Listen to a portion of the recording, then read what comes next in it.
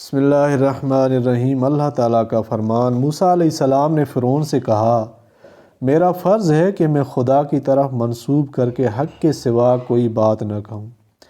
میں تمہارے پاس تمہارے رب کی طرف سے ایک حلی دلیل لے کر آیا ہوں، لہٰذا بنی اسرائیل کو میرے ساتھ بھیج دو۔ اس نے کہا، اگر تم کوئی نشانی لے کر آئے ہو تو اسے پیش کرو اگر تم ایک سچے آدمی ہو۔ رسول اللہ صلی اللہ علیہ وسلم نے ارشاد فرمایا، اے عمر ابن خطاب، قسم ہے اس ذات پاک کی جس کے قبضے قدرت میں میری جان ہے، شیطان جب تمہیں کسی راستے پر چلتا ہوا دیکھتا ہے تو اپنا راستہ بدل لیتا ہے۔